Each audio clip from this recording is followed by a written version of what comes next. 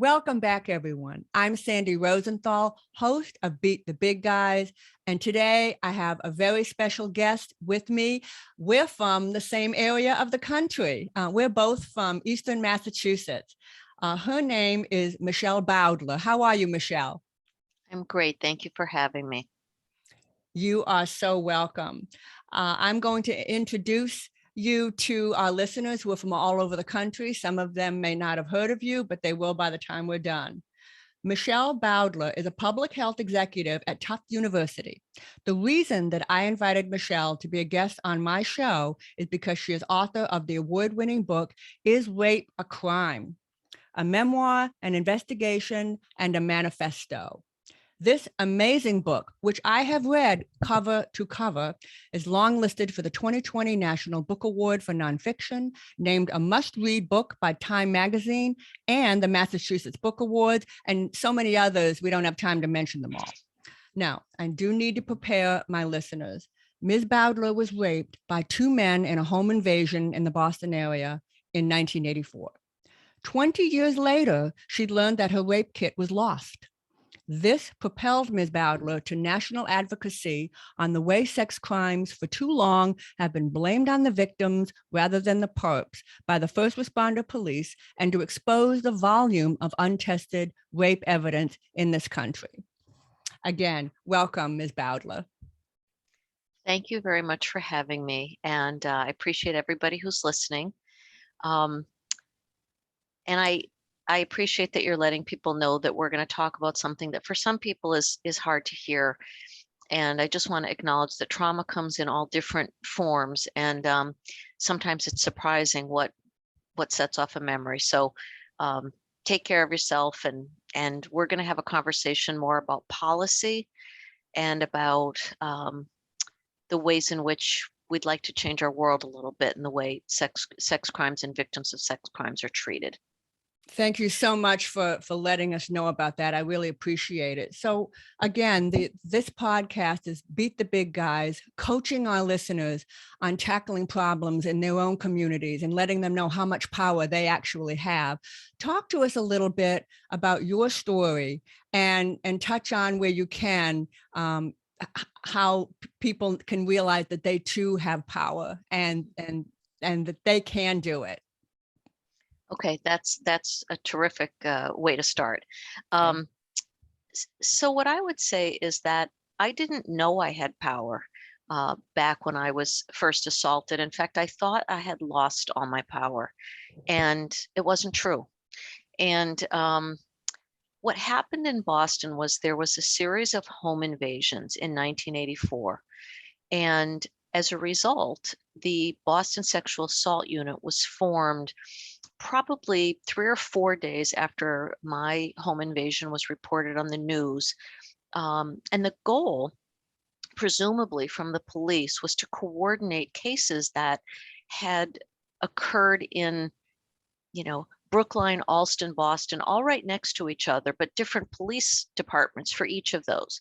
And so the idea was that if you had a unit, you could find patterns and solve crimes.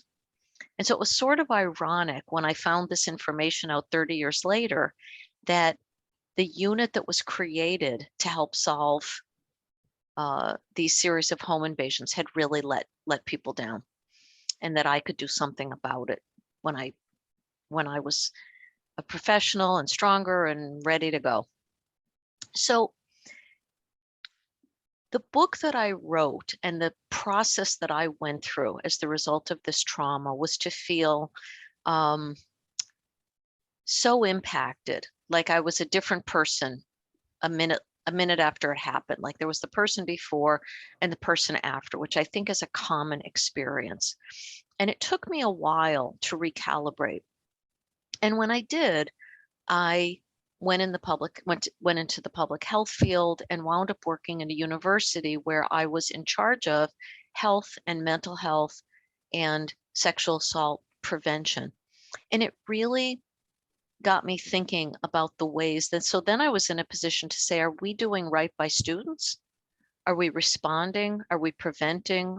Are we Are we listening to them when they disclose? Are we offering them information that's helpful? And I assume you mean, excuse me, Michelle, on college campuses? Yes, I do. Okay, I mean, on okay. college campuses, and students come into a health center in a college campus, and they might be told, "Oh, we don't know how to do those exams. You have to go to a hospital," or they might be told, "Not anymore. Let's hope," but they historically were told, "Can you tell me more about the circumstances? You were at a party. How much did you drink?" Like things that would make them feel like victims were blamed. And it really got me thinking about, here I was now, 15, 20 years later, thinking about what I had control over in the work that I did to try to make the experience of disclosing and the experience of trying to get help not more traumatizing. And at the same time, in about 2007, which was about 20 years after this assault, I learned that in Massachusetts, there were 16,000 untested DNA samples in the state crime lab, dating back to the mid 1980s. And I had also just begun reading about how this was happening all over the country. And there were estimates that as many as somewhere between 2 and 400,000 untested rape kits, which means uninvestigated rapes, um, sitting in crime labs and abandoned warehouses and police departments that had just been abandoned and not tested. So the combination of my own experience and what I learned in Boston got me in my work, got me interested in learning more about untested rape evidence and to try to become involved in that work. And it was even a couple of years later that I then became, I guess, brave enough or ready enough to look at my own case again. So I can talk about that, but I didn't know if you had any questions in the meantime or if I should just keep going. No, you can keep going. This is a great introduction. Okay. And it's good to have a little background so we know where this is going. So what happened then was that as this information about untested rape evidence became more part of the conversation in society, news articles and on TV segments, I was called by someone at the Boston Area Rape Crisis Center who said, there's somebody who's doing some investigative work about people whose rape evidence is missing or hasn't been tested. And do you know the status of yours? And I said, I really don't, but I'd be happy to talk to this person. And she worked for a nonprofit, the Human Rights Commission, I believe, or the Human Rights, that was doing work on trying to understand what was going on with these untested rape kits.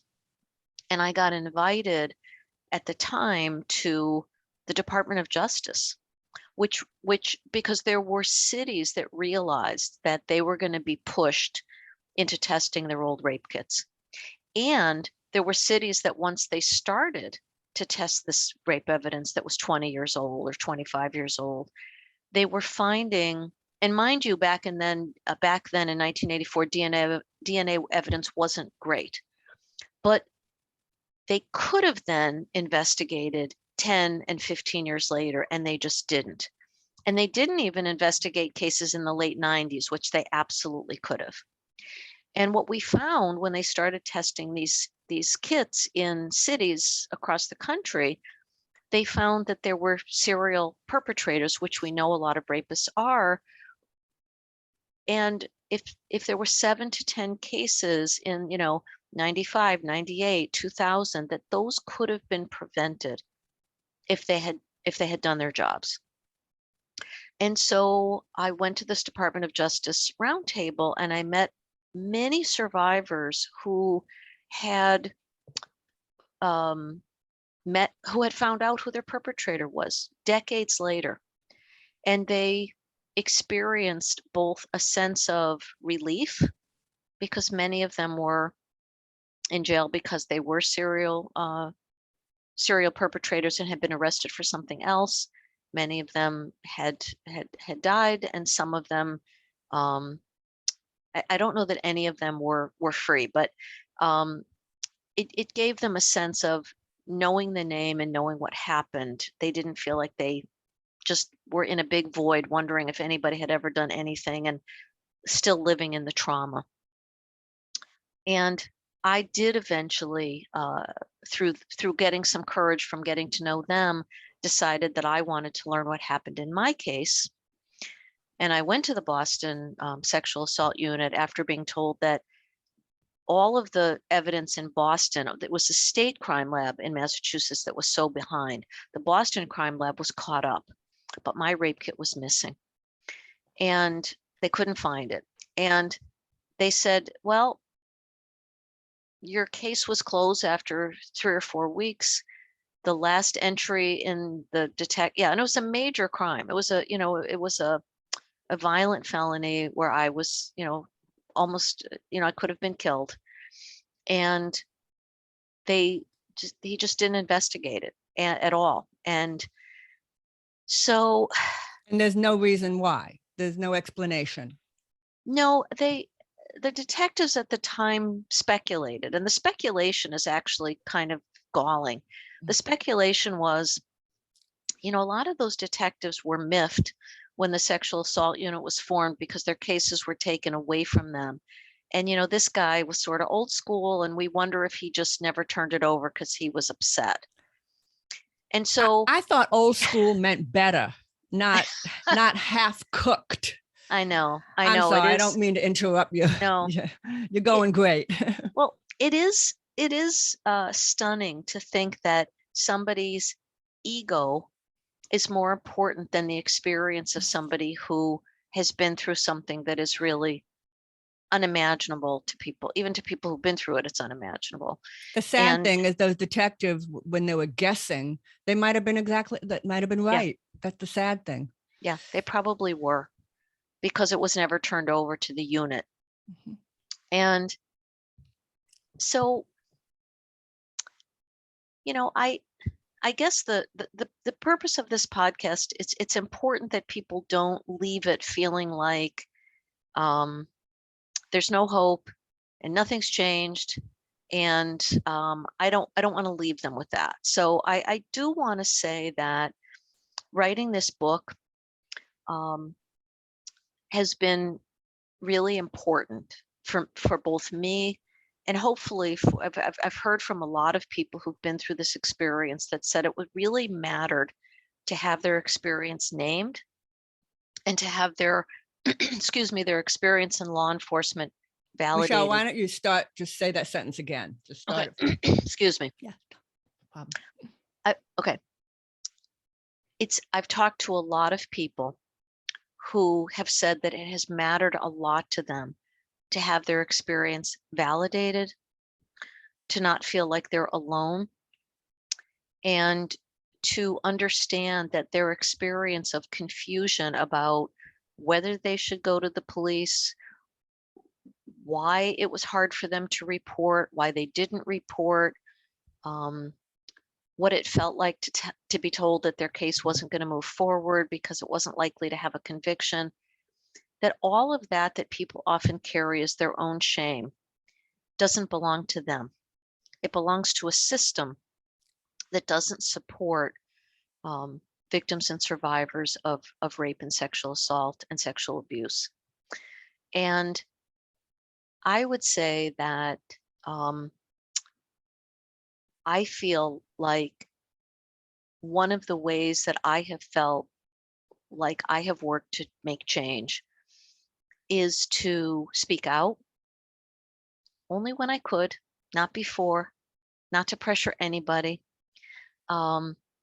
to validate others' experience, to listen, to try to make change by working with some of the mostly women that I've met who are trying to change legislation, who are working on things like statute of limitations and why do they exist, validating people's experience who couldn't report rather than feeling like they should have, um, and trying to do training with people at other colleges and universities, and always offering to work with other nonprofit, with nonprofits and with law enforcement and with the people who do want to make change.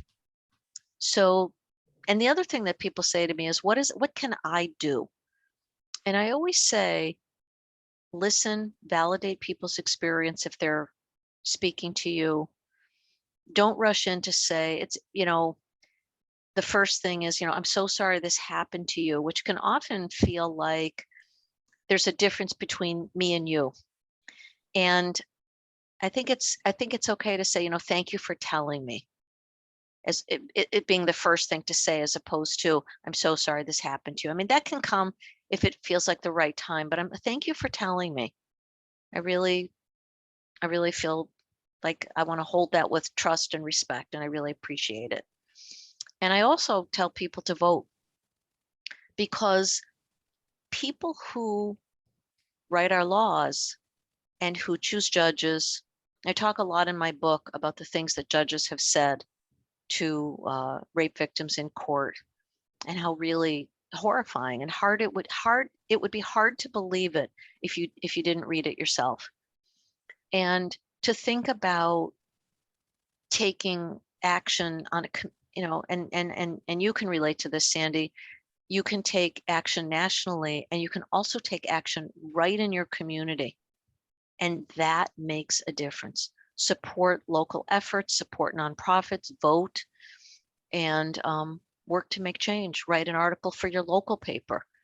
Um, Speak up, and if you want to stay anonymous, stay anonymous. But if you don't, there are people who want to hear your story and who will support you.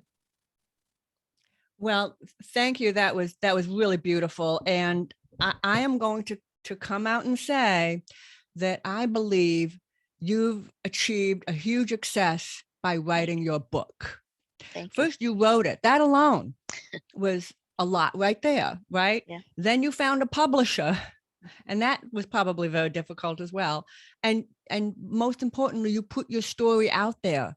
That's a huge success. Yeah. Bravo. Thank you. Bravo to you. Thank you. So I do have a couple of questions. I do love the way your book is chock full of shocking numbers. A chocker and a shocker. And numbers work. Numbers are very effective. 16,000 untested kits. Okay, and then on page 237, the number that knocked me off my chair, that for every 5,000 murder victims, there are 67 prosecutors. I mean, law enforcement people working on it. Okay. No, excuse me. I've got that backwards. For every 300 murder cases, there's 100 people working on it. 100 prosecutors, I think that's it. But in the case of rape victims, it's for each 5,000, there's only 67. Yes, that's in the city of New York. And what's interesting about that is that, Law and Order SVU, which I think tries to be aspirational about what they believe should be happening in the world, but it is not what's happening in the world.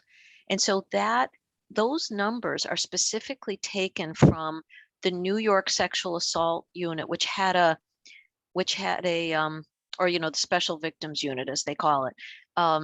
They had an audit because of some problems, and those were the numbers that were found. Yeah. And numbers work. They People do. get numbers. I mean, that I was really appreciated you putting that in your book. Those numbers need to be out there front and center. Yeah. They're so wrong.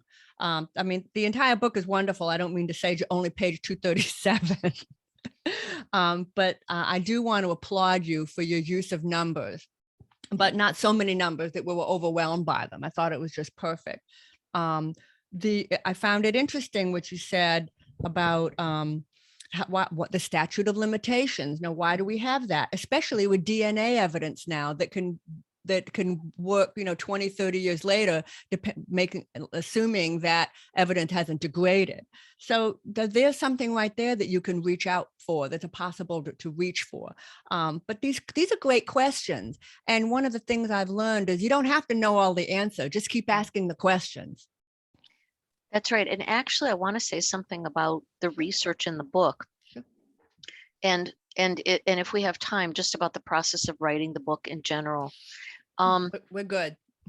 When I started this process, the book was just a memoir, like not just a memoir, but it was a memoir. And when there was interest in the book, and I have to say that there are editors out there who are interested in publishing these stories. And I was very lucky to have wound up with the editor that I did. And she said to me, while you're editing the book, I'm wondering if you'd be interested in just adding a little research, because I think that could really help inform the fact that this happened to you, but you're not the only one it happened to, and it can be more universal in nature. And so for the last 8 months of editing, I just researched and researched and researched and wound up with like 150 endnotes. And I think it really did make the book better. The other thing I wanted to say is that if you're somebody who is thinking about writing, don't feel like it's ever too late. I started writing this book and little pieces of it in my early 50s and became a debut author in my late 50s. And the book did well. And I never would have felt like I could have that dream after the rapes. I felt like my interest in writing was thwarted and I'd have to find a new career. And so to come back to that was really wonderful. And I just want to tell people they don't have to give up on their dreams.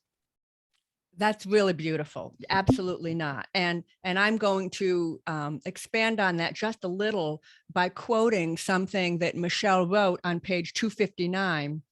Sustained change takes time and persistence and is never only about one person. Yeah. That's really, really a great line that I hope everybody's paying attention to, because, my quest wasn't about me. And your quest isn't only about you. It's about a philosophy, an overriding philosophy that needs to change. And you're working on yours and I'm working on mine. And I hope all the listeners out there, if they haven't already started working on theirs, are going to start very, very soon. I couldn't help but notice something you mentioned about if a rape survivor tells you about their experience, and you gave some wonderful advice on what to say. Thank you for telling me. I also know, since I read your book, what not to say. Don't say you're lucky. You could be dead. You're so lucky. Yeah. And you made it clear that you did not feel lucky. No. You did not feel lucky. And so I thank you. I might have said that, well-meaning, but I might have said that. So thank you for making that really clear. I also appreciated how you talked about what the post-traumatic stress syndrome, or whatever you want to call it, what it actually feels like. Mm-hmm. I'm a claustrophobe. Okay. Mm-hmm. I can go into a screaming fit if I'm locked into a stairwell. It did happen to me recently. That stairwell was locked in a building. Yeah. And it has nothing to do with rational. No. I know someone would have come and found me eventually, but it's not rational. And in my case, it feels like I can't breathe. I can breathe. I feel like I can't. But I really appreciated how you were able to put into words what it feels like to be in deep, almost unfathomable stress.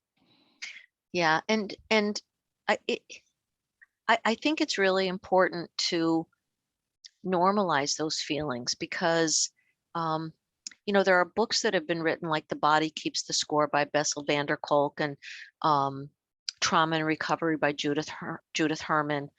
And they talk about how they liken, I mean, I think that you could compare what happened in Hurricane Katrina to this as well, Sandy. The ways in which people feel terrified, the you believe your life could end, you aren't sure, it's the fight or flight response. And when something is over, the neurons in the brain and the nervous system doesn't just recalibrate. It holds the memory in a way that is out of your control, really. And you have to do a lot of work. And time doesn't necessarily fix it. No, at time, in fact, does nothing if you don't spend the time trying to do the work. And whether for some people that's emotional work, for other people it's something else. But